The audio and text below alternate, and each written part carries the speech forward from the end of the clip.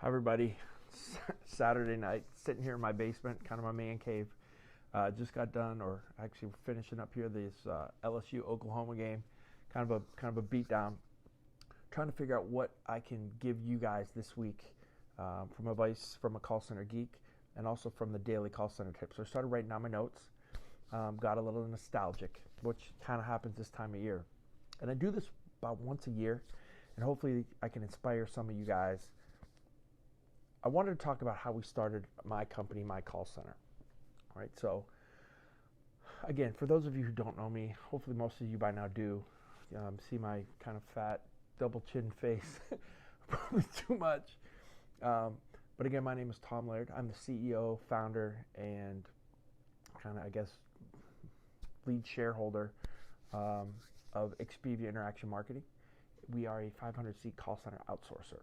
Right, so we take companies that are looking to outsource their customer service, their sales, any type of communication with customers, email, chat. Obviously we've talked about a ton of that technology, and we help companies that maybe would struggle with their service, or just don't want to do it, or can't do it, or want some cost savings, and that's what we do. So we've grown this thing to about 500 seats, but it's been a long road, and I know some of you have read the blog post. Some of you guys have actually commented on it, and I did it a while ago. And I think there's even we did a podcast a couple months ago as well on it. But where I came from is I worked for a larger call center here in Erie, and I started there in college. So late 90s, right? Kind of showing my age, I guess. And I started in the IT side of the business. Really didn't like it. I mean, I liked it, but I liked the people side more of a people person. So I got on the floor, was on the phone, was a supervisor, kind of made my way up, became the head of call center operations. So we worked at this time for a ton of financial services organizations. It was awesome, right? Bank of America, Citibank, Chase, GE Capital, Regions, State Farm Bank, and I could kind of go on and on and on. I think at one point, out of the top 25 credit card issuers, we were working for like 14 or 15. Things were going great, right? Many of you out there understand what happened in 2008, 2009, 2010, especially in the call center industry, especially you guys that are working for banks, financial services companies, right? When banks went under TARP, when everybody talked about the Great Recession, right? Well, that was the Great Depression for us. We got killed. So I won't say the name of the organization, but one of the banks, we were doing 28,000 hours of outbound every single month. Literally the next month, they cut it down to 3,000. And we're like, guys, it doesn't say that in the contract. They're like, basically said, sue us, right? And they're a huge, huge organization. So what were we going to do? So we were in trouble.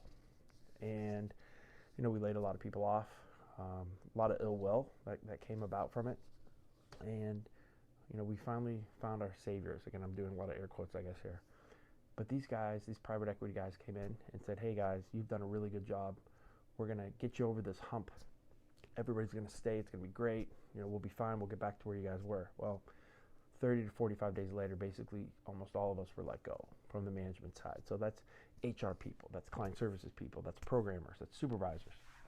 Myself, I was actually, most of you guys know, like I coach here, I have my sweatshirt on, I coach for a high school here in Erie. And I was actually driving to Pittsburgh to go scout for the playoffs, and I just got a phone call that said, hey, don't come in tomorrow, you're fired. That's kind of how it was. So, slap in the face, brutal, what do we do? So with a bunch of the people, we sat down and we had lunch and said, guys, what do you want to do? We can all go look for jobs, or we can try to do this again. We have a really good niche in the industry. We know a lot of people.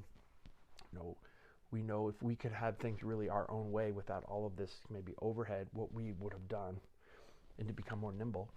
So they said, okay, let's try to do it. Which basically meant most of them went and found jobs, and if you find something, Tom, maybe I'll come over, which most of them actually ended up doing. Here's the thing about starting your own business. I'm just a normal dude. Like I'm not a genius. I'm not super smart.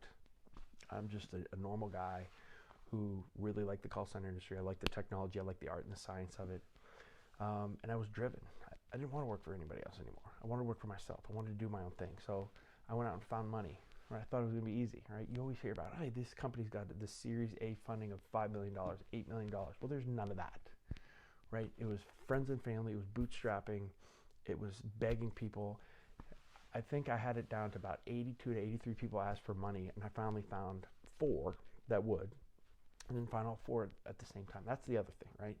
So you get like 10 grand from this person, you get 25,000 from this person, you get 30 from this person gives you 5, and it's all at different times, and you're all trying to put it all together. You're trying to, buy infrastructure and lease your space and make payroll, try to pay yourself at some point. So first year was brutal. I told myself I probably would never do it again.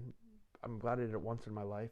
But if you got a couple $1 million, you want to go start a company, give me a ring. But if we got nothing, we got to start from scratch. I don't know. But anyway, we started Expivia in 2010, 2011 with 4 employees. We have grown it to about a 500-seat contact center, with multiple clients over a ton of different type of channels. We're more diversified. So again, it reminds me a little bit of the podcast, right? So a year ago we started the podcast. Literally there was 4, I think maybe 5 listeners to that first episode after 30 days. I'm like, what am I doing here? But kept plugging away and kept plugging away. And next thing you know, after a year, we're over 16,000 downloads. It's growing every single episode, and I have about 500 to 600 people listening to every single episode, and it continues to go. So I guess my point is, I'm just a normal dude. Again, I have no unbelievable skills other than I really like what I like. I know what I want to do, and I just totally focus and hammer it every single day. So as 2020 is kind of coming here, this can be, kind of a motivational speech for if you want to change your life, if you want to do something different, you can do it, right? I'm living proof that it can happen. If you want to change your contact center, if you want to put all your focus, your energy in that, you can do that. But you don't have to accept that this is kind of what it is. This is the drudgery of the job.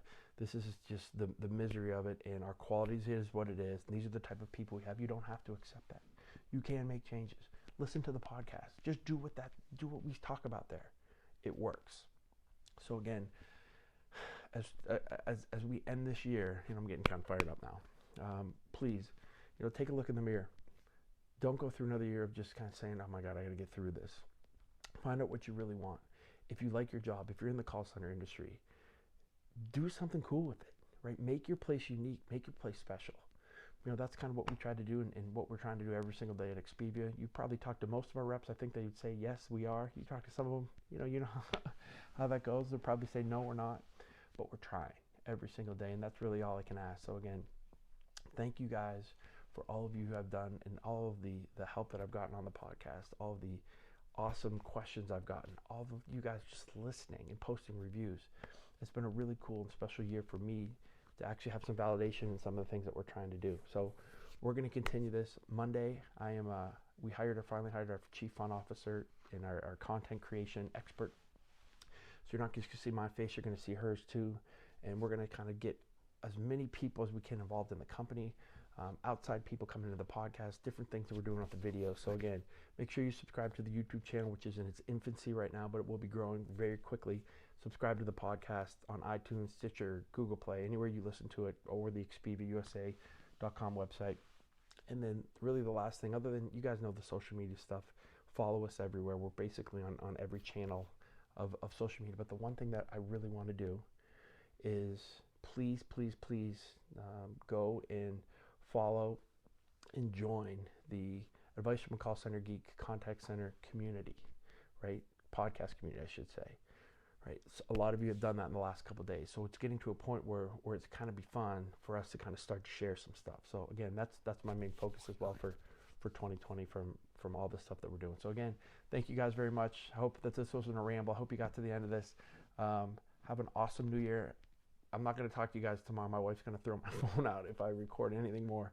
So I'll talk to you guys back at the office on Monday, and have a great weekend.